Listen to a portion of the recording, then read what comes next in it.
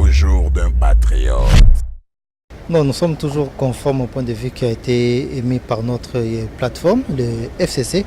C'est qu'il y a, ça reflète qu'il y a certaines, c'est à l'encontre des principes même de la Constitution.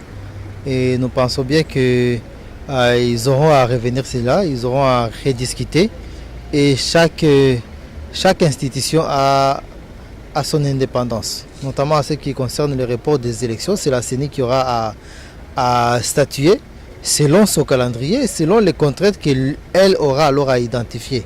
Ce n'est pas au niveau de l'interinstitutionnel que ce genre de décisions doivent se prendre et ils ne peuvent qu'émettre des recommandations, mais quitte à chaque institution de prendre les décisions selon ses compétences, notamment aussi pour aussi également le report de l'installation du Sénat.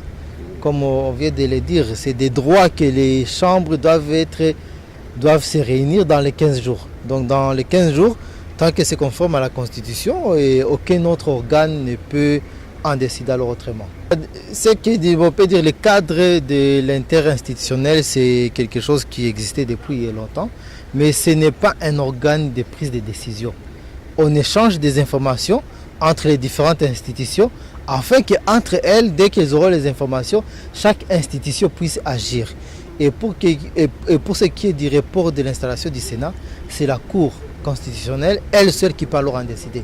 Parce que c'est bien stipulé que dans les 15 jours, les deux chambres peuvent se réunir de droit et sans passer par autre chose. Ce n'est que la Cour constitutionnelle.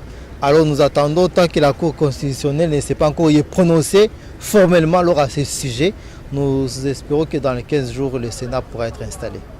Merci. Non, mais politiquement parlant, c'est un chef de l'État, il peut prendre ses décisions.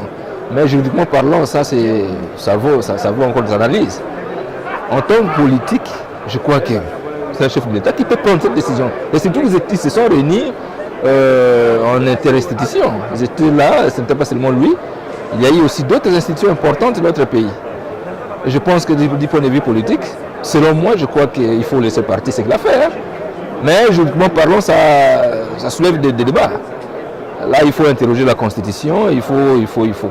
C'est un peu ça ma réaction par rapport à cela. Mais bon, nous sommes dans un état de droit, nous devons honorer notre chef de l'État, que nous avons fait confiance. Laissons évoluer l'histoire.